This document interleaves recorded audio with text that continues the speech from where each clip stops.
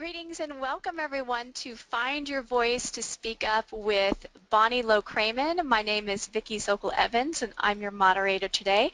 And we have a jam-packed session. We've got quite a few folks on the call and watching the recording. So I'm going to go ahead and jump right in and introduce Bonnie to you.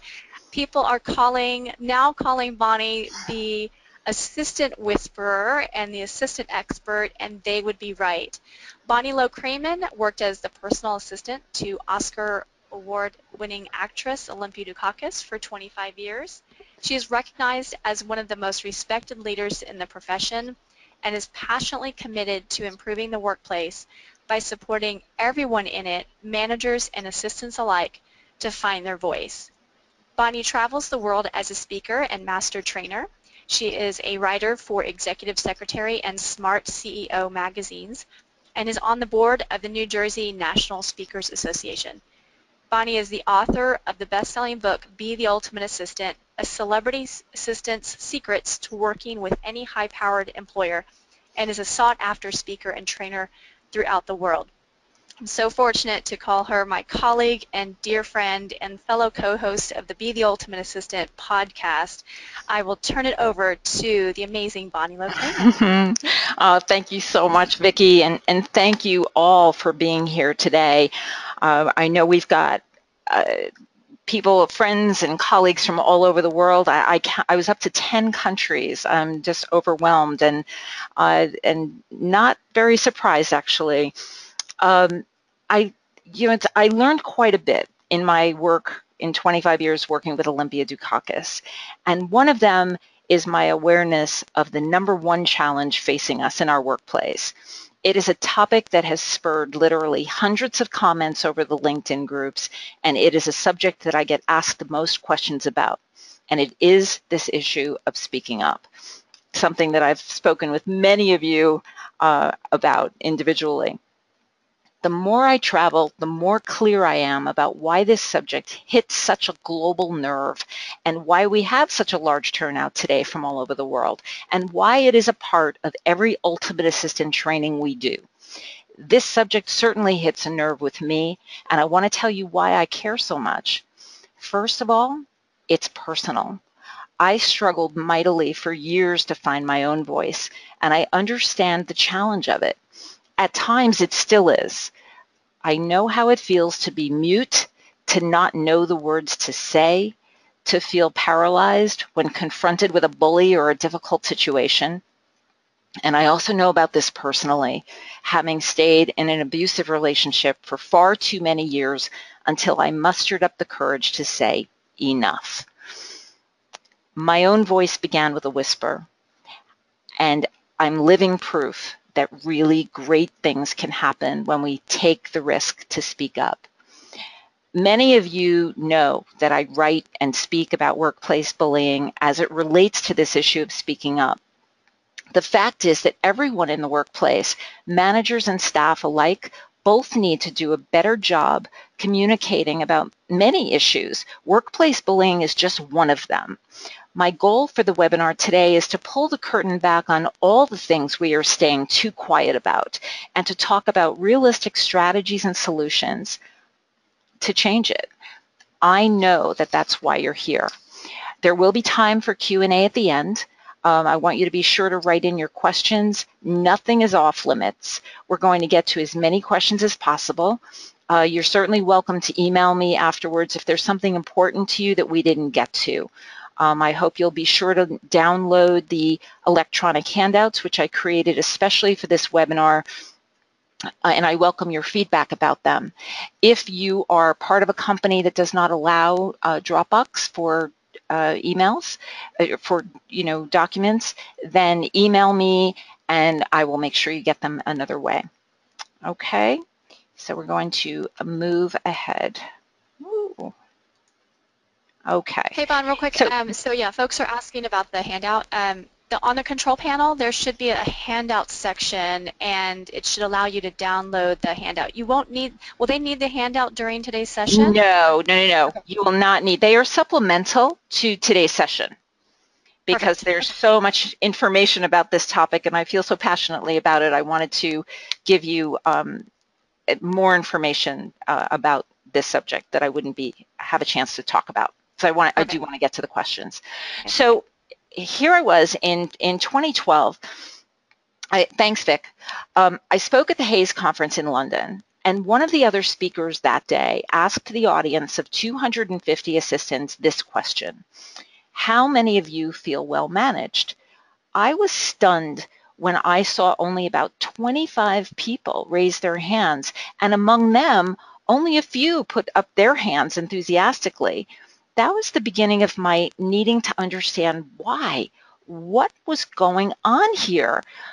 What I uncovered was the serious leadership and communication gap in our workplace. I started asking assistants, and what I found out is confirmed by a recent Forbes article that's in your handouts that states that 96% of all American employees experience or have witnessed workplace bullying. 96%. This toxic issue has silenced too many for far too long. So, before we go on, let's take our first poll and find out from our listeners how many of you have experienced workplace bullying in this last year. Vickie, can we launch the first poll?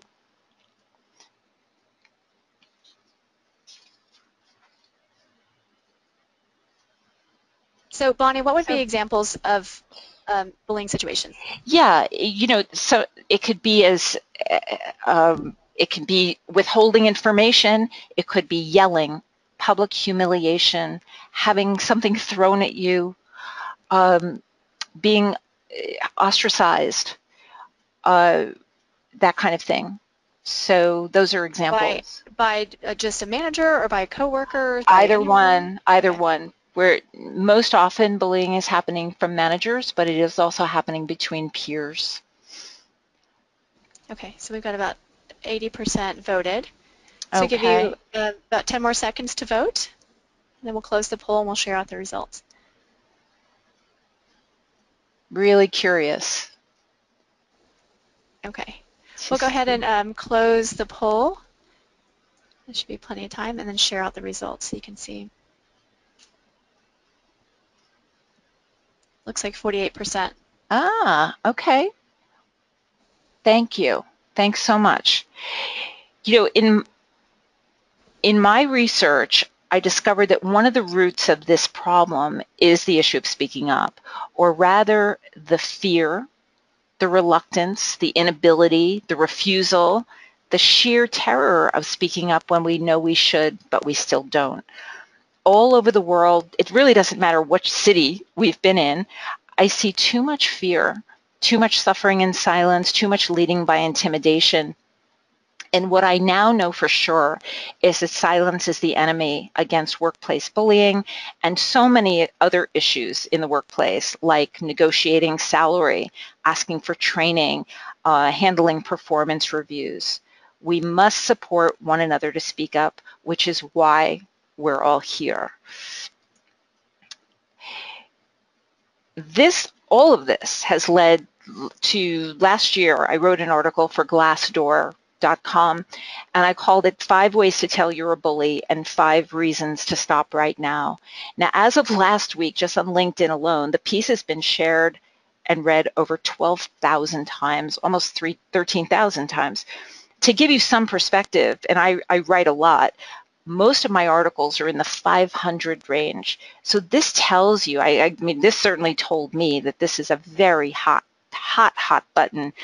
The comments to the article went on for pages and for weeks, and many people wrote about the fear as what was holding them back.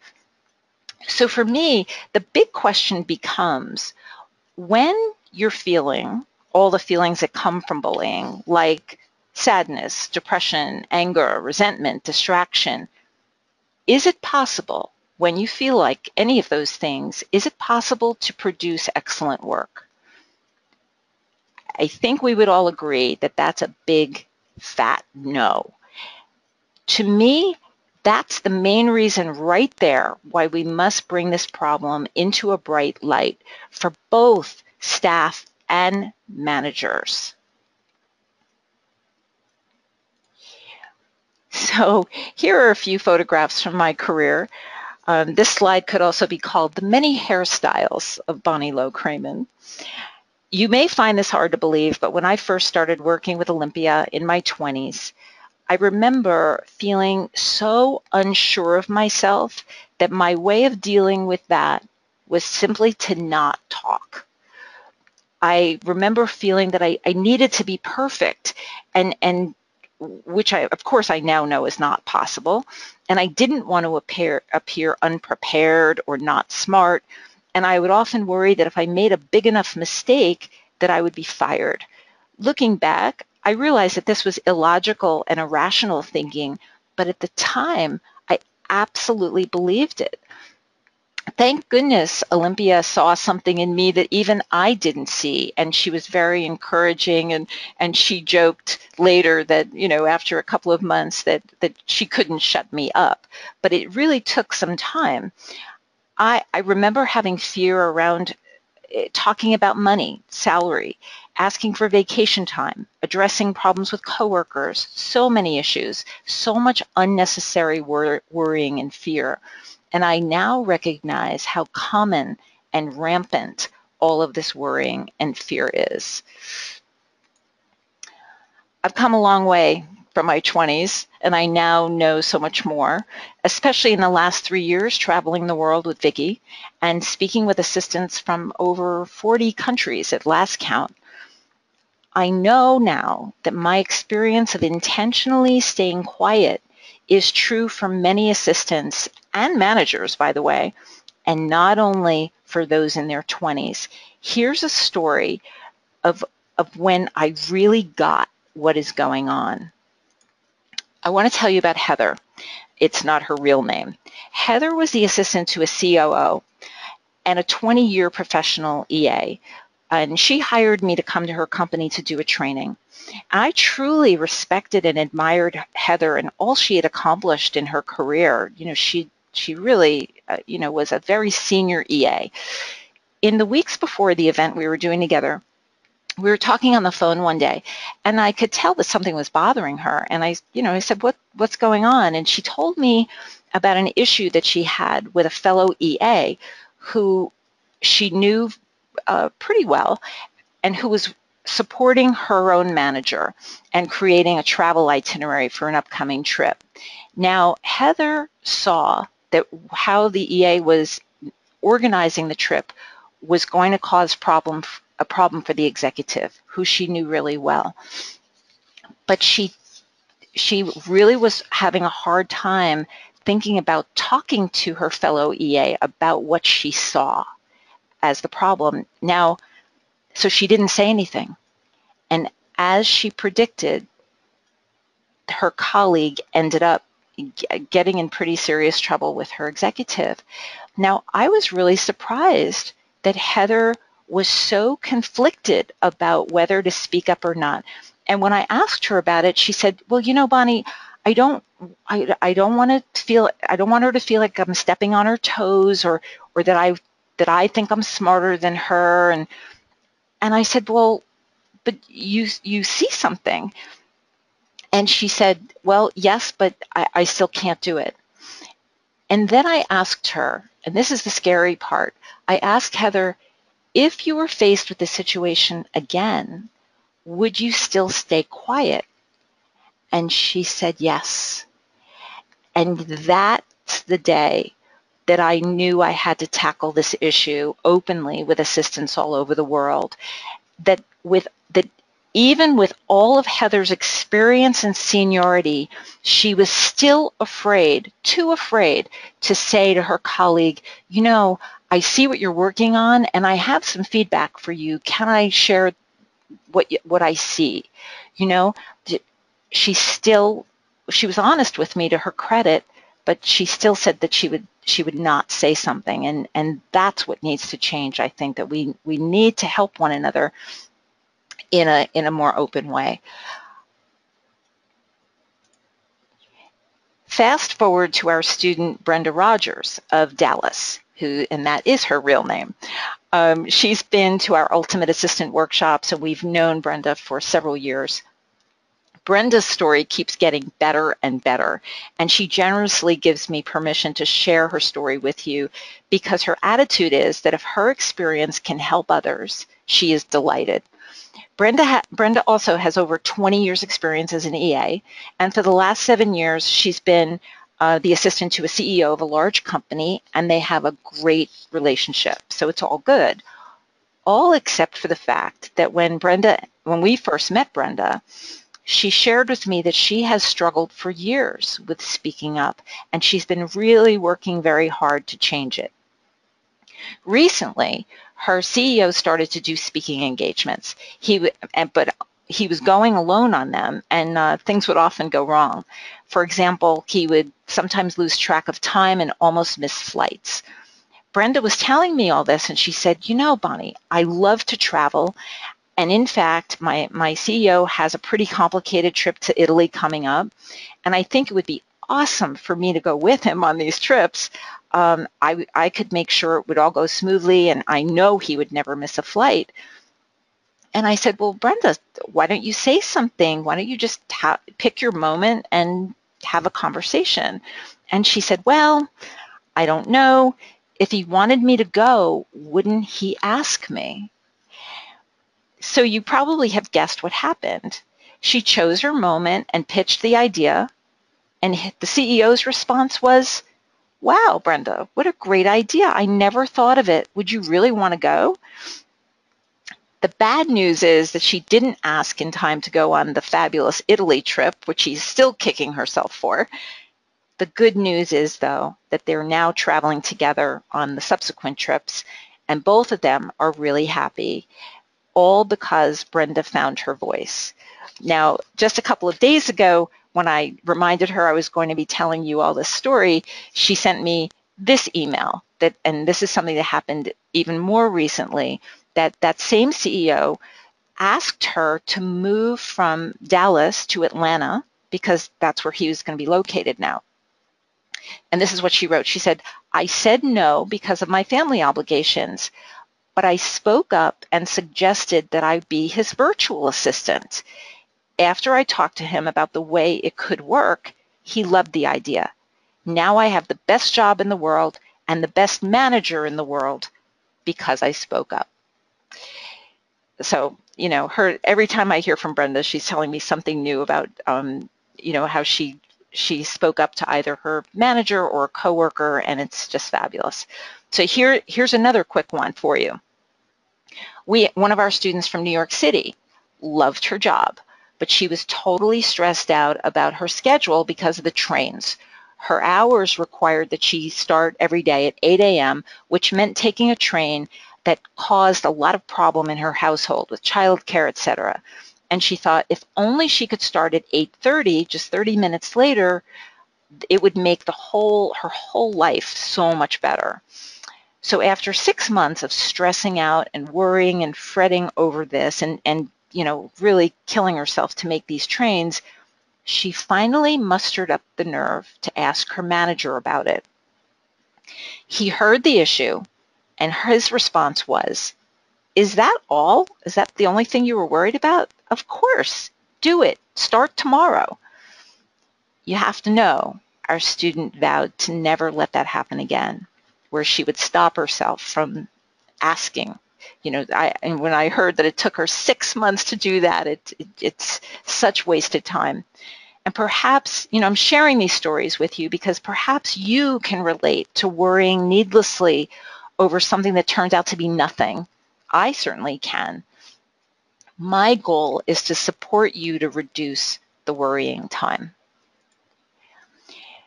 So on the slide, we have 9 of the most common situations that we hear are among the most challenging for assistants all over the world. So take a look at them. And Vickie, let's launch the second poll, where the software for the webinar is allowing me to just put up 5 of these situations. But I'm really interested in knowing how many of them have caused you stress and anxiety for speaking up about them with your manager. So if you could click any that apply to you. talking about money, which is, you know, we Wow, know. the votes are coming in faster. The votes are coming in really, really fast. There's one that's like obviously like in the running like to be first place.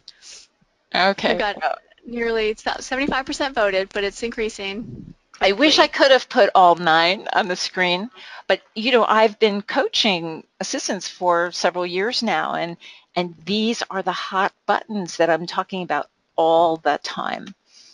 Okay, so, let me go ahead and close the poll. Okay. And share out the results.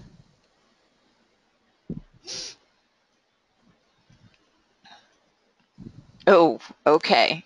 Clearly 77% for salary increase, asking for training is neck and neck with performance reviews, asking for time off, and bullying situation. And that's pretty much what I predicted.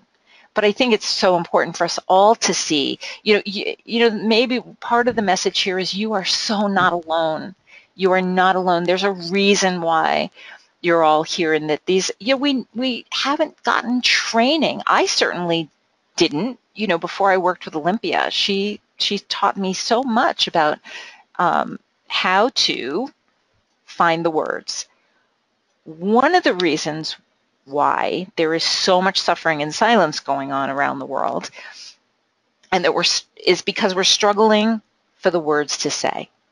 One of the main reasons we suffer in silence in the workplace is because we don't know the exact words to say. So I went on the search for them, and they are things like, hey, Vickie, I think we can do better in communicating. Can we set up a time to talk?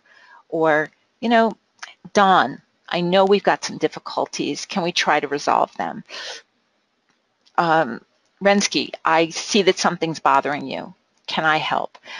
You'll notice that they are questions, that it is respectful to ask colleagues a question.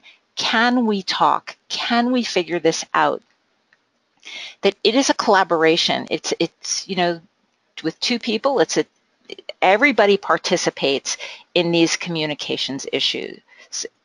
Finding your voice will be about finding the words to say and about having support and encouragement to say them. Now, if you are to have support and encouragement from others, that means mentors. There's been quite a lot of talk about mentoring lately out in the news. In our B2A workshops, we find that very few students have mentors, but we all want to have them. The best way I know how to have a mentor is to be one. If you need support to speak up, then it is important to seek out a mentor who's you know, finds speaking up really not a problem at all. I have a theory why more assistants don't have mentors. The first theory is that I think the word mentoring has a little bit of a bad rap, in that I think the thinking is that if you mentor another person, that you have to mentor them in everything. And that's not realistic or reasonable in this workplace, especially when assistants are now managing more managers than ever, and you know, so many assistants are drowning in work around the world. So to the idea of you know, now taking on a new task of mentoring somebody, that's kind of a crazy idea. But it is realistic or reasonable to mentor other people in 1 or 2 things that we're great at. So we need to do a better job of asking our colleagues, what is it that you do really well? The other piece of the theory is a little bit more complicated. Now, a couple of numbers here. There are 500 million, that's a B, billion assistants or administrative professionals in the world, and 95 to 98% of them are female. And perhaps you've noticed that in your companies and in your departments. And there is no other profession that's so dominated by females. And in general, females are not socialized when we're young to be collaborative. We are trained to be competitive with one another. And I'm here to say in this webinar and in our classes and in my keynote presentations that we need to reject those old ideas about how women behave with one another in favor of supporting one another as mentors generously and without keeping score. So I want to try something. I've never done this before. You'll see at the bottom of the screen questions. If you're interested in being a mentor, if you're interested in having a mentor, I really want to make that happen. And the beauty of the internet is that it doesn't matter if one of you is in South Africa and another of you is in the United Kingdom or Los Angeles, California. I want you to send me an email at bonnie@BonnieLow-Kramen.com. In the subject line, you will write either need a mentor for speaking up or want to be a mentor for speaking up. And I will take it on to connect you, depending upon how many of you respond, my assistant Jennifer will help us coordinate all this. So in a matter of days or weeks, we'll make this happen. The bottom line is that we're working in a very complicated workplace, and one of the keys to navigating these complications is to actively seek mentors. In fact, I believe that the future of our profession will depend on mentoring. So I'm back to this slide again. I want to just take one of the issues and kind of talk it through with you. And I'm choosing the annual review, the performance review.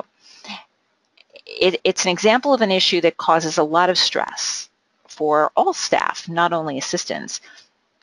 They're nervous about what they're going to say in this review, in this meeting, especially when it comes to asking for more money.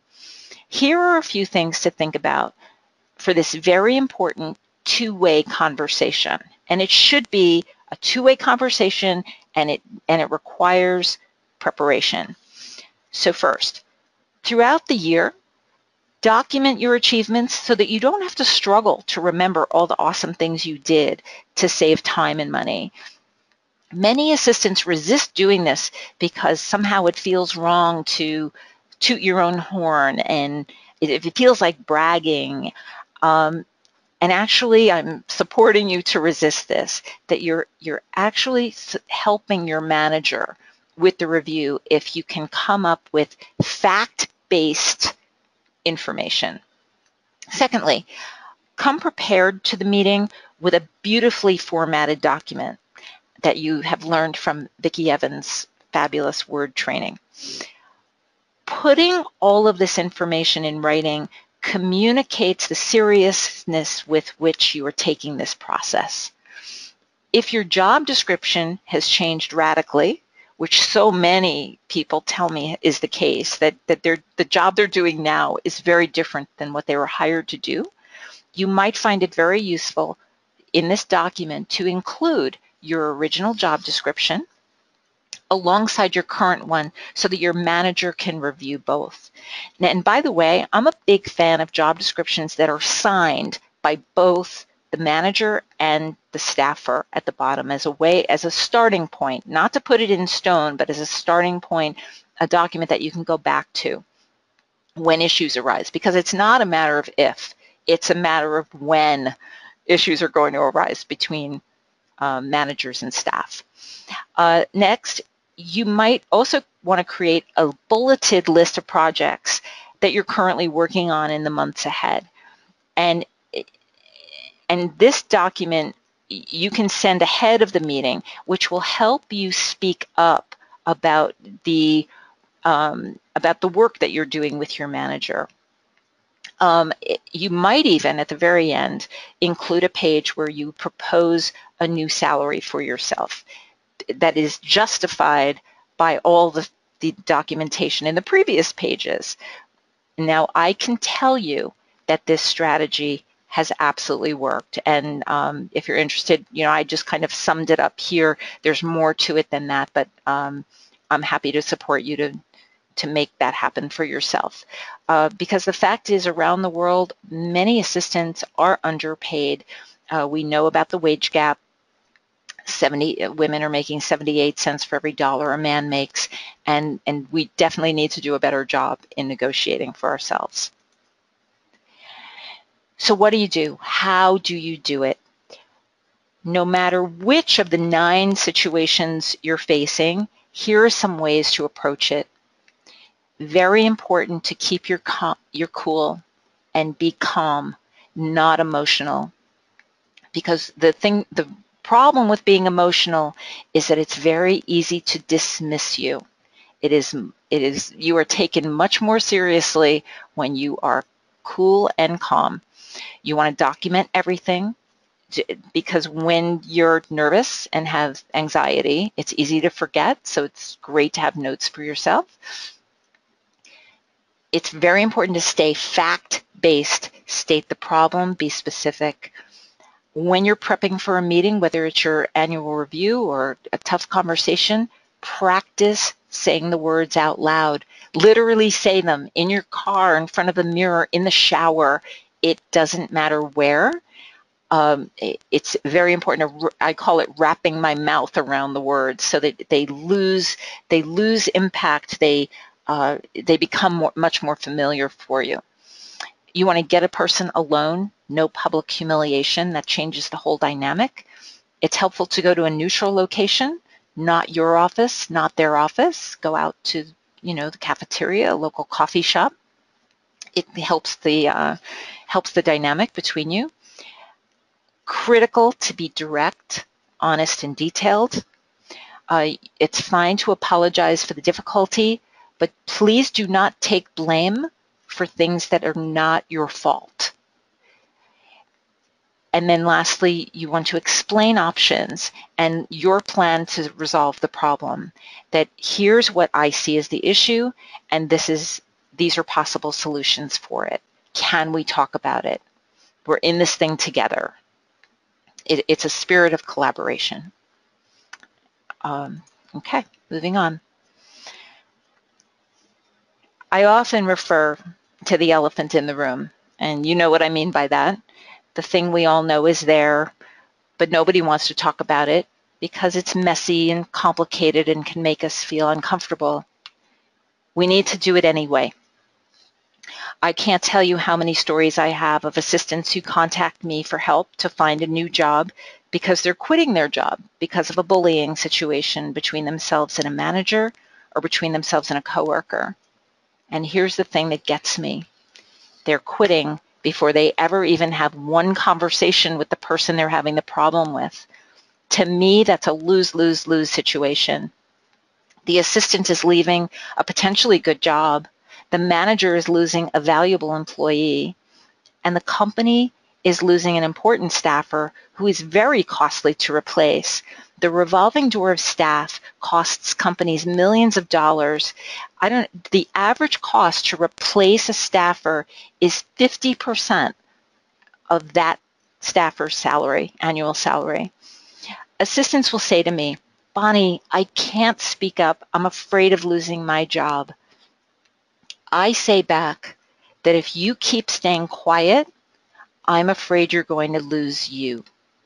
Plus, 9.5 times out of 10, they not only won't lose their job, they will be seen as a leader. Inevitably in our workshops, someone will say, well, I know somebody who actually did lose their job by speaking up. And you know what happens next? Another person in the class will say, then it's a good thing that you don't want to be in that job anyway. And in fact, the stories that we keep hearing is that people go on to bigger and better things, that in the end, every job ends sometime, right? Every job does. So what do? What do bullies do? Vickie asked me this earlier, but these are some of these behaviors I'm sure are familiar to you. And they all build toxic environments, and this negativity is really poisonous to our workplace. one of the best resources out there about workplace bullying is this book, Taming the Abrasive Manager by Dr. Laura Crawshaw. In the book, she explains why bullies behave as they do, which is causing so much havoc in the workplace. And she talks about how bullies have fear of incompetence, inadequacy, and failure. Dr. Crawshaw was so generous. I reached out to her, and she actually was a guest on 2 of our episodes on the podcast. All you'd need to do is go to my website, betheultimateassistant.com, and they're free. This podcast series is free, and you can listen in on what Dr. Crawshaw has to say personally. And would you believe, for example, that many bullies are oblivious to the way people are responding to them? The fact is that they are. Many are. I do want to share with you, if I have time, I'll tell you Kim's story. We are paying a very high price for bullying. People don't leave companies, they leave managers. And what's obvious to me, as I've talked to so many assistants around the world, is that the trauma of bullying does not only last for the day it happens, or the week it happens, or even the month after it happens, but it can last for years. And that's what we need to stop. I have a 27-year-old son. I want to do something about this problem to help him and his kids. We need to do it for our sons and our daughters, and not only for ourselves, but we have to break the cycle. 96% is far, far too high. So what do you think? Can a bully change their spots? Dr. Crawshaw says yes, if 3 things happen. And the most important is the first one. They need to be made aware. They need to see the impact. And if it's true that some bullies are oblivious to the way they're coming across to their targets, then the only way we can solve that is to speak up. That's the only way awareness can be created. Number 2 is they need to be made to care about the problem, and they need to learn by counseling. Some of our students will say, oh my gosh, after 3 years, the bully was finally fired, or they finally moved on. And they're certainly happy about that. Well, I hear that, and on one hand, it's good news, but on the other hand, I think to myself, well, is that really solving anything? They're simply, unless they're stopped and made aware and get some counseling, they're simply going to go on to another company and do exactly the same thing. So that's still another really important reason why we have to speak up.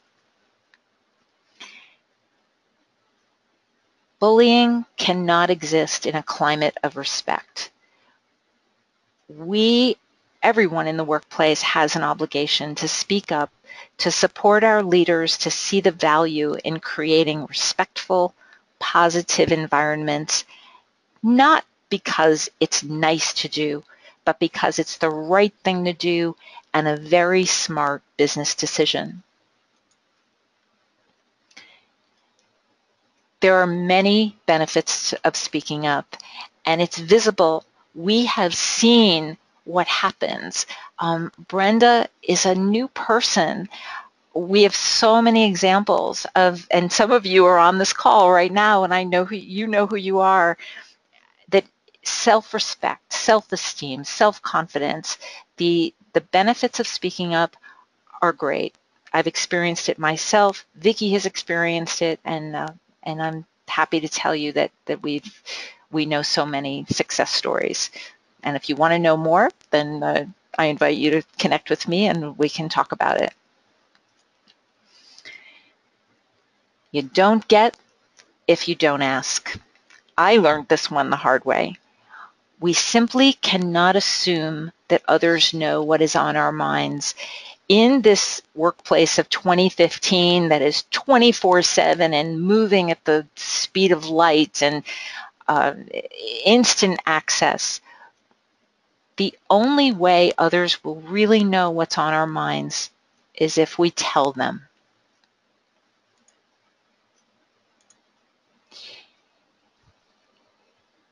Here is the book Lean In by Sheryl Sandberg, which I think is terrific, and I strongly recommend it. It came out in 2013, and the book talks about what it really means to be a working woman in this workplace. The title refers to the idea that women need to be at the table with men and other women and be leaning into the conversation and be active and respected participants. Because our profession, the profession of assistants, is 95 to 98% female, this book directly speaks to this profession, and I strongly recommend checking it out. It's brilliant. And I had the opportunity to meet Sheryl a year or so ago in New York City, and I came away more impressed than ever. She said so many great things that night, but one of the things she said, I share every chance I get, and that is that CEOs from all over the world are contacting her and saying, Sheryl, all of our female employees are reading your book, and then they're coming to us asking for raises, and we're giving them those raises because they deserve them. It speaks to the idea that you don't get if you don't ask, and one of the reasons the wage gap exists is because women in general do not ask. There's an article in your handouts from the Wharton School of Business, which I think it's called Why Women Must Speak Their Mind, and it has some really interesting data in there, and I strongly recommend you read that. I feel so strongly about this subject that a few months ago I launched a new website called speakuppledge.com, and I took a small group of people to the Today Show in New York City to stage a little demonstration, and we talked to strangers and talked to people about the importance of speaking up in the workplace, and they got it immediately. Like I could see it in their eyes and in their bodies. So I encourage you to check out the website and to check out the pledge, and I've created language for both assistants, staff, and managers. This is the one for staff, and that finding my voice and speaking my mind is important because I will be an empowered and more self-confident person. I will be a more productive and proactive assistant to my managers. I will be improving our workplace through more open communication. On the website, you can download this language and that for the managers as well. Here's our class from Austin, Texas in March. Oh, and there's Brenda on the screen. So we were talking about the importance of speaking up. And then here is a group from South Africa who took this on as a project. They are holding up the pledges that they printed out and signed. They work for a coal mining company in Johannesburg, South Africa. This group is about 10 or 12, and they're up to about 30 now. Every time I see this picture, I am moved by it. The great news is that today's a new day to stop the elephant in the room, to speak up about the issues that are important to us. Speak truth to power. That has become one of my new mantras. It happens to be a Quaker expression, but I feel like it's so true in this workplace. You know, as I travel, I have the opportunity to speak to CEOs and leaders, and I tell them, I say to them, you know, I work with assistants, and many of them say that our CEO and our leaders don't really have any idea what's going on in our company. And I say to them, do you want to know? And they say back, yes, they do want to know. And I believe them. So we're coming into the home stretch here. I just want to say that I want nothing more than to continue supporting you to find your voice. So I urge you to connect with Vickie and me. And one way to do that is to subscribe to the free podcast series that Vickie and I have. Another way to keep learning and transforming and to to learn how to find your voice is through our Be the Ultimate Assistant 2-day workshops, and there's information in your handouts about those.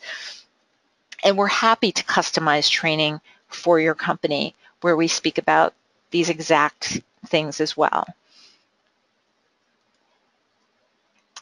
This quote has become one of my favorites. Never underestimate the power of a small group of committed people to change the world. In fact, it is the only thing that ever has. Speaking up about the issues that face us on a day-in, day-out basis changes things. It changes the situation, it changes you, and it changes the world. Make no mistake, finding your voice about issues that matter to you, small and large, can change the world. I know this because I've experienced it, and I now know the success stories of Brenda and Vickie and Kimberly and Heather and so many others. I promise you that really great things can happen to you when you speak up. Before we move to Q&A, I want to share with you one of my favorite quotes by Mark Twain. The 2 best days of your life are the day you're born and the day you find out why.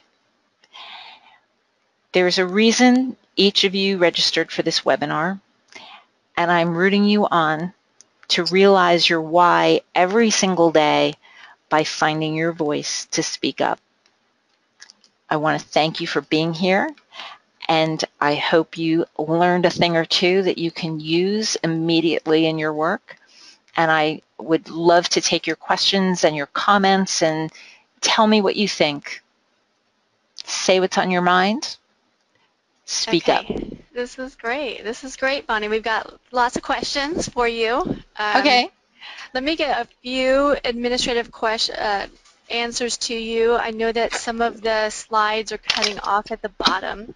So folks are asking about whether if we can get a copy of the presentation. Would you consider, Bon, posting the presentation on SlideShare? Yeah, I definitely can do that. Okay. Yep. Yeah, we can do that. Okay, perfect. And then this session is being recorded. I forgot to mention that at the top of the hour that it's being recorded. So we'll make sure everyone gets a copy of the replay, and you can watch it as many times as you want. You can share it with folks, with other colleagues, and anyone that wasn't able to attend will also get access to the replay. So we'll make sure that happens. And then we had some other comments. I know Daphne mentioned IAAP when you were talking about the mentorship. That IAAP has a new mentor match program. Oh, that's cool. Yes, I have offered to be one as well. Those of you who are members of IAAP, the International Association of Administrative Professionals, based out of Kansas City, I believe, but it is a national organization that has chapters, well, branches now. So I believe the website is iaap-hq.org.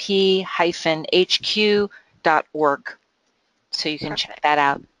Perfect. I'm a member. I'm a longtime member of IAAP. I'm a big fan. And I just spoke at their summit this week. Yes. In Kansas City. No, not Kansas City. No. Louisville. I met 3 people from Kansas City, so it's like a Kansas City is on my mind. Well, and I just said it, right? Yeah, right. So, Crystal, you just asked the question about where you'll find the replay. We'll send you the email with the link to the replay, and then we'll also probably post this on YouTube as well. Okay, so we also have a question. Let me get back to this.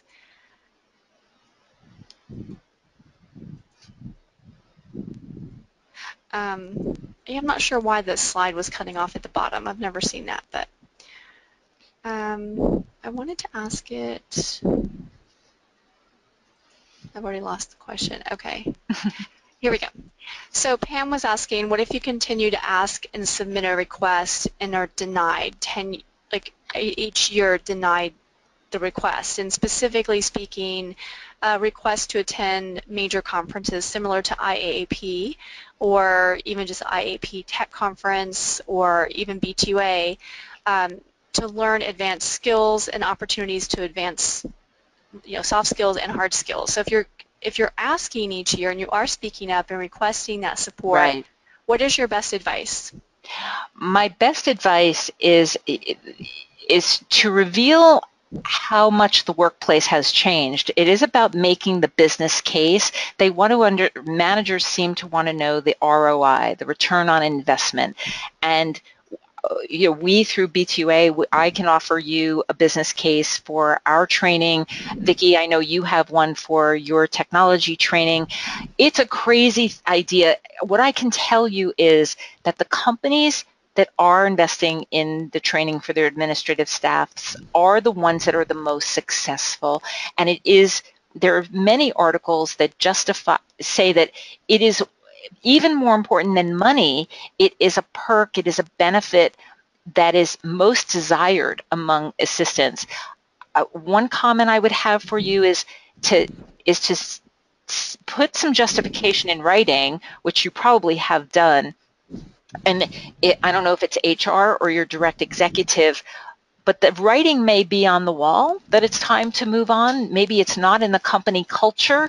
And in that case, in order to stay relevant and marketable, every assistant in the workplace of 2015 can only succeed with a commitment to ongoing learning.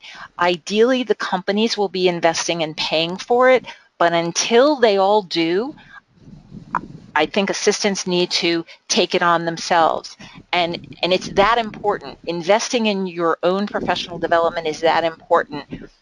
Vickie and I are seeing that more and more companies are jumping on board, but unfortunately, if you're working for one that still doesn't see the value, then come talk to me, and that's another conversation about how we can help you thoughtfully and carefully move on.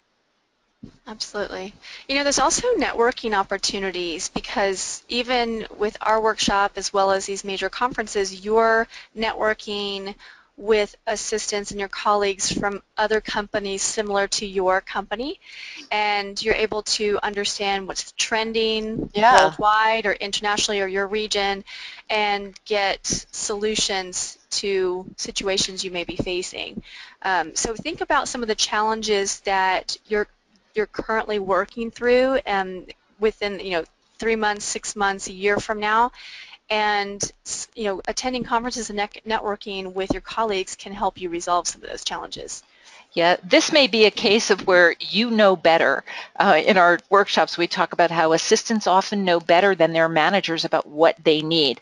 Can I tell you, in the last couple of years, Vickie and I have done first-time training at some of our country's biggest companies, and the way it's happened is that high-level EAs, or sometimes mid-level EAs, go to their executives and HR and say, we need this training, and don't you know that that's exactly what was needed to make it happen. Assistants know better about what you need than your managers do. And so it's about raising awareness, speaking up and bringing it to their attention. However, you can lead a horse to water, you can have the best justification in the world, but if you have someone entrenched in an old paradigm, it's important to recognize the writing on the wall. Perfect. Okay, we've got lots of questions coming in. And just so you know, I think we want to try to get to all the questions today. And Bonnie, I'm not sure what your timetable is, but are you okay with staying over the... Yeah, we definitely can stay for a few minutes longer. Okay. I always like to honor the 3 o'clock. I did get to the material that I wanted to share.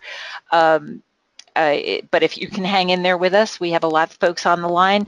We'll go on for another, 5-10 minutes if you'd like. Let's do that. Okay, perfect. And we'll have the recording. We won't stop the recording till we're finished. So if you have to leave at the top of the hour, feel free to do that. Okay, so we have one comment, and I'm not sure if you want to address this or not, but Karen was saying in her experience, bullying is frequent from, is there a gender issue? She sometimes experiences bullying from female leaders to females rather than male leaders to female leaders? Like, do you see that, Bonnie, or Well, even the, the, research the determination?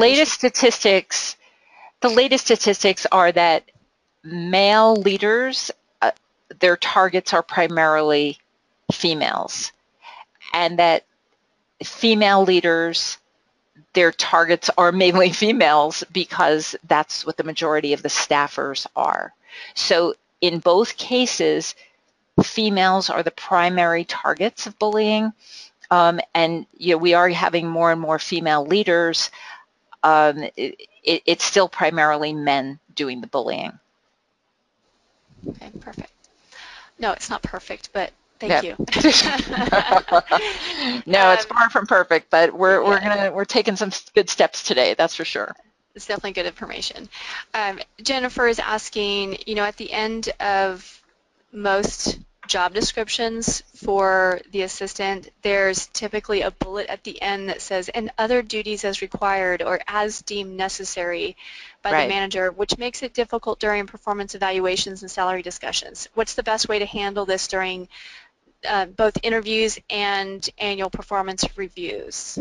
Well, I think there's an opportunity at the interview to ask specifically, what are examples of those kinds of responsibilities, to try to get a handle on it, and also to talk to the previous assistant to get a handle on that as well. Yeah, it's kind of a catch-all. I get that. So at the performance review, I love that idea of putting it all in writing, putting your current job description in writing, which will include the things that are in that catch-all. And the most critical things, I think it's particularly helpful for managers to see how those responsibilities are translating to the bottom line, if they are. If they're saving him or her time, if it's saving money in the department, how your efforts are translating and manifesting itself to the benefit of the company. So on the job description, it's not articulated, but in the performance review, you can take it upon yourself to put it in writing and to use it as justification for advancement, and that these are examples of the things you're doing which will justify increased money. And then at the performance review, you simply can say, I want to understand what is it that I need to do in order to earn more money than I'm making right now. And that you can do your due diligence, find out what equivalent job descriptions are paying in the marketplace, and I can tell you for sure that strategy works. I have dozens of stories about it, that it's about just keeping calm and keeping it fact-based, that whatever market you're in, I don't know what city you're in, but it's about doing your homework and staying very detailed about what is it that you're doing, how much time is it taking you to do it, and what value is it bringing to the company, and therefore what salary should be commensurate for those responsibilities.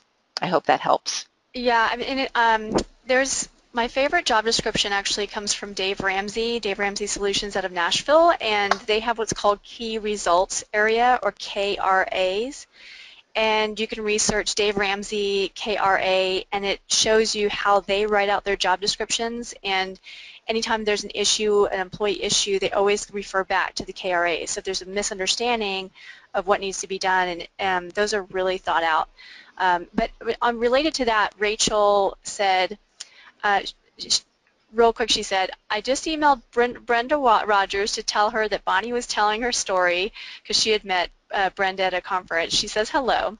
But related to that previous question, she says, is there a formula that by using a percentage of time that assistants save for their executives to decipher a specific salary, or to justify a salary, or like you mentioned, just go look in your job market? I mean, is there a way? I mean, I think finding the ROI of your salary, like understanding how much time you're saving the executive, you can show the ROI of your salary, but also have a market rate. But I don't know if, Bonnie, you have a response to that? Yeah, unfortunately, this is a gray area. This is not black and white or cut and dried, and it does vary from company to company. And that's why Vickie and I are trying so hard to get to the HR directors. There often seems to be a disconnect between job descriptions and salary and benefit compensation, so that it is becoming, and recruiters are, just by definition in the corner of the company as opposed to advocating for the assistant. And I used to think to myself, well, who's advocating for us? Who's in our corner helping us figure it out? And that's why we need that's the purpose of IAAP, and that we need webinars like this to discuss it. I invite any of you to email me, and we can, I need to understand what market you're in, and I can give you guidance in this way. But it is about justifying in writing what it is you're actually doing. That too many assistants say to me, my manager has no idea what I do. And that's so wrong, because when it comes to performance reviews, how are you supposed to justify something that they don't know that you even do in the first place? So it's really important. Of course, it speaks to speaking up, that we need that ongoing communication, and that job descriptions cannot be in stone. It needs to be, it's a living, breathing thing involving multiple people. It's tricky stuff. Yeah, it's very tricky.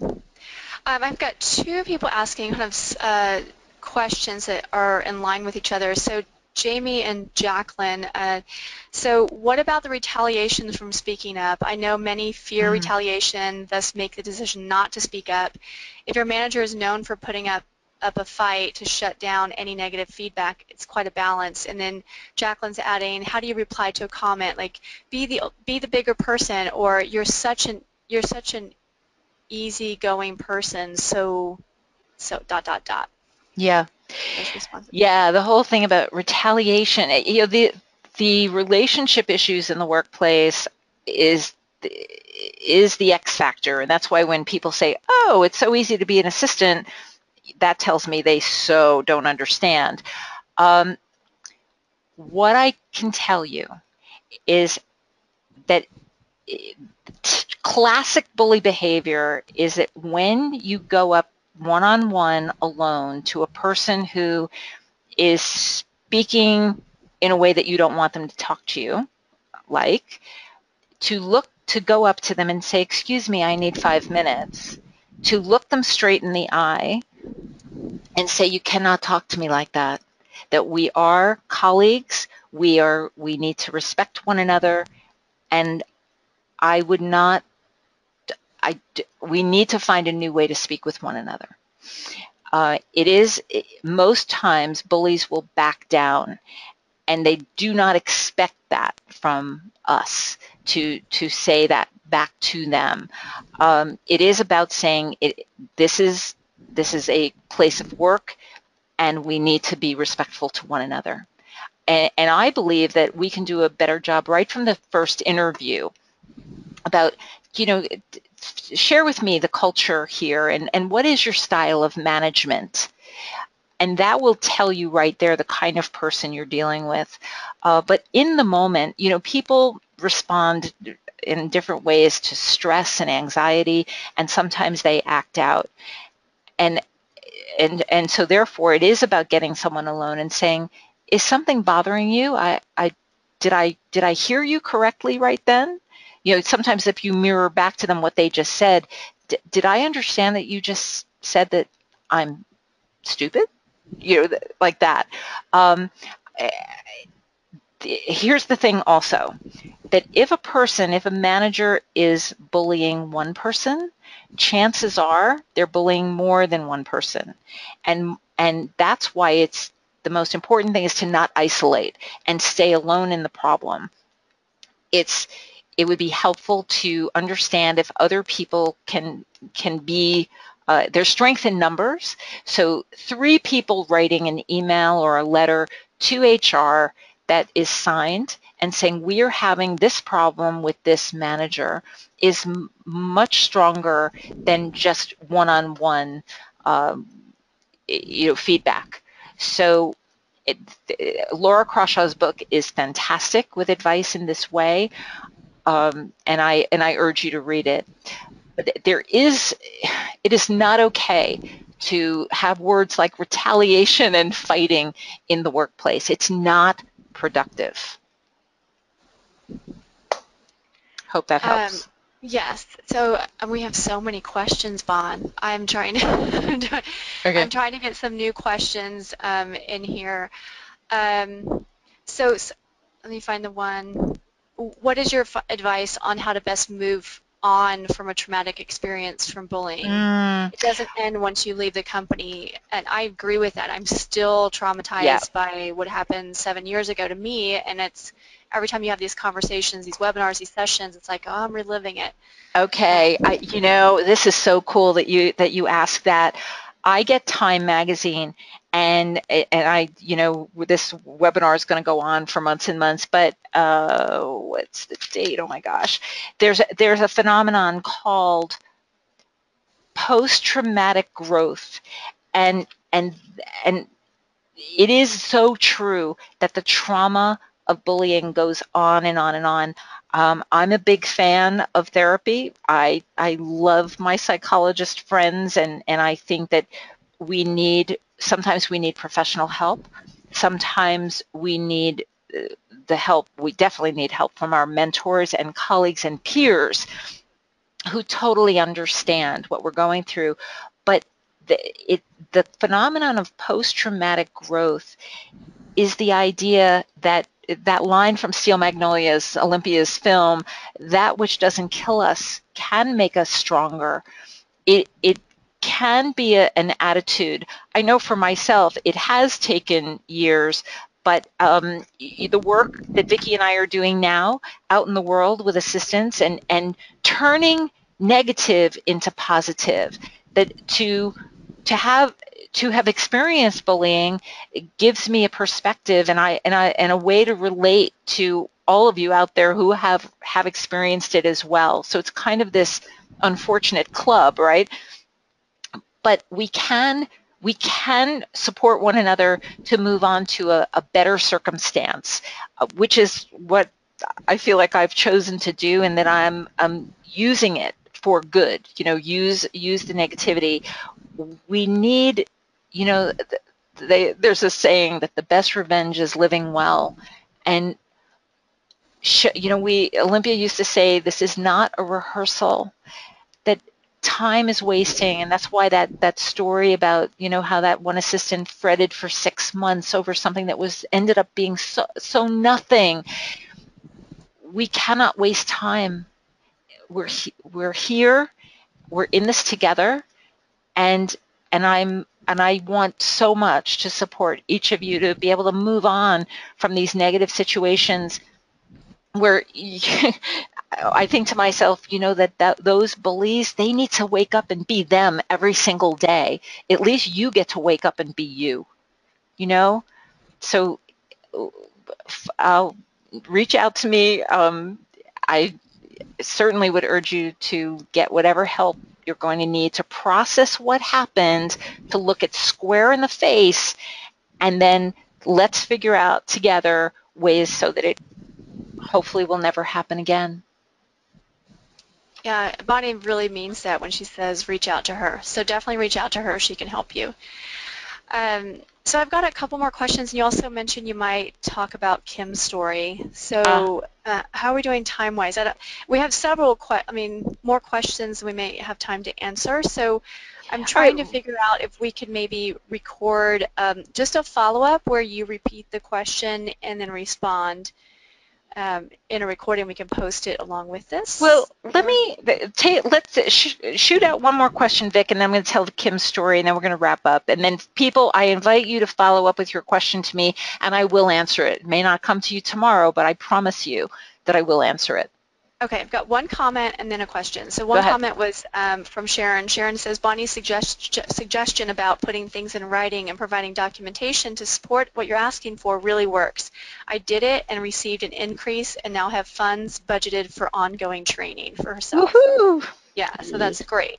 Thanks for Yep. sharing that, Sharon. And then Elizabeth is asking, so recently the Executive Secretary and Avery put together the survey, and it says that the recent polls suggested that assistants are happier in their jobs than most others.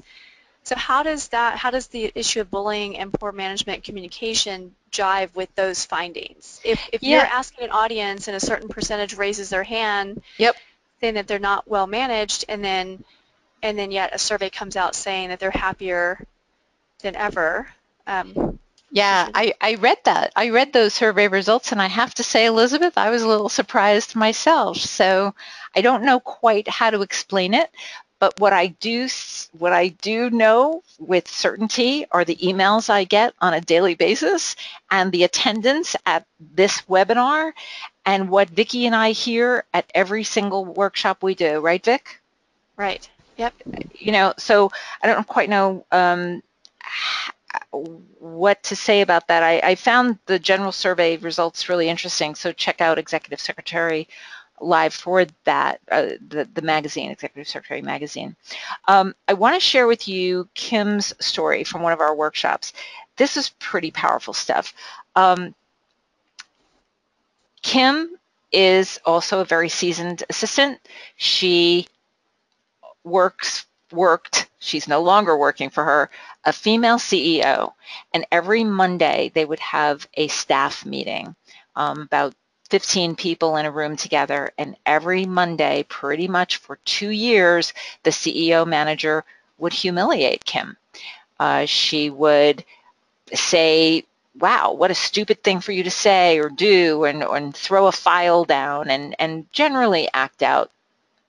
And Kimberly was mute. She just didn't know how to handle this, and everybody felt sorry for her. The fact is that witnesses to bullying bear almost as much of the same trauma of it as the target themselves. So Kim came to one of my workshops on a Saturday, and then I received an email from her on the next Monday night, and she told me that Monday, during the day, they'd had their staff meeting, and as usual, her CEO began doing what she normally did. And this time, this day was different. Kimberly stood up and left the room, which really surprised her CEO, who followed her out of the room and said, Kim, we're in the middle of the meeting. Where are you going? What's the problem? And she looked at her and said, you cannot do that to me anymore. We must figure out another way to talk to each other. And her CEO was shocked, and she said, really flustered. She said, I'm sorry, can you come back into the meeting and we'll talk about it later?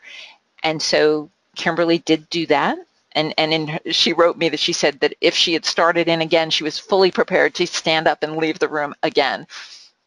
Well, the meeting went off without a hitch, and later that day they spoke face to face. And for the very first time, Kimberly shared with her CEO how it made her feel to have her say those things to her, that you said this to me today, and this was said to me last week, and this was said to me 3 weeks ago. So she stuck with the facts, and her CEO looked at her and said, I had no idea that you were feeling like that was the case. Now, you might think, wow, how could the CEO not know what she was doing? But that's how she responded. And according to Laura Crawshaw, that's absolutely the case with many bullies, that they simply are oblivious and clueless. And so the only way that they'll know is if you tell them. And so that's what Kimberly did. And subsequently, after that, things were better. They weren't all the way better, but the CEO certainly did not humiliate her in the way that she had. And within a few months after that, Kimberly left the company. And that's what happens. That's the pattern that happens. But since that time, Kimberly has just done a great job of being much better at speaking up. So Bonnie, can I add something? It just seems logical, though, because I think when people behave a certain way and people around them accept that behavior, they assume that it's right. It's okay, and they keep doing it, keep doing it. No one said anything, so I guess this is okay to do this. And so if one person speaks up and a second person speaks up, or even if just one person brings it to their attention, I can see why they're shocked, because they've been doing this whole time and no one's ever said anything. You bet. So, and who is closer to an executive or a manager than the assistant? So it's totally appropriate. It's hard to do. My goodness, it takes courage. It takes, deep breaths and real courage to walk in there and say, what is going on with you? Why would you speak to me like that? We're supposed to be respectful colleagues here, but I'm encouraging you, Vickie's encouraging you, that we know that it works, and it may be a tricky situation for a few moments, but in the end it makes the relationship better. And isn't that better than being distracted and not being able to really do your best work because in the back of your mind or in the front of your mind you're troubled by this? And my goodness, how about all the other health problems that are happening? Smoking too much and drinking too much and eating too much and all the things that can happen from stress-related issues. So that's why I'm not going to stop talking about this. I think we have to help one another move out of this paradigm that's going on around the world. Please don't stop talking about it, Bonnie, because this just came in from one of our attendees, I think from the UK. She says, Bonnie is so great. Thank you. My voice is feeling better already. Oh, I love it. I love it. Well, perhaps that's the way we should end today. And it really is not an ending. It's a beginning. I know so many of you on the call, and those who I don't, please do reach out. I want to be supportive. I truly do believe that if we can make a dent in this issue, that the workplace will transform for the better. One person at a time, one company at a time. And your lives will be better. We as Olympia so rightly said, this is not a rehearsal, folks. Perfect. Thank you so much, Bonnie. Is there any last thing you want to say before I conclude the webinar? Simply to thank you all for joining us, and Vickie Evans, you are a miracle, and thank you so much for being my respected friend and colleague. You bring such talent to everything you touch, and everyone listening who needs technology training, well, we certainly invite you to a B2A workshop, but do yourself a favor and check out Vickie Evans' website in order to continue being relevant and marketable in this very complicated workplace we've got in front of us. Thank you, Bon. I feel like the luckiest person in the world because I get you as my mentor. I can call you any day or night to get advice from you on how to speak up myself. So I'm so fortunate, honored to be working and collaborating with you and just to call you my friend. So thank you for today's session. This was so great. I know that you're going to be helping people all over the world, not only today, but for months and years to come, because we will have this webinar available for replay. We'll make sure we post the PowerPoint slides on SlideShare. Please spread the word. If you know anyone struggling with this issue, we definitely want to help them. So thank you so much for joining us, everybody. Be sure, if you want to catch us each month, we have a podcast. Go to betheultimateassistant.com/podcast and listen to us talk about all kinds of issues from soft skills and hard skills.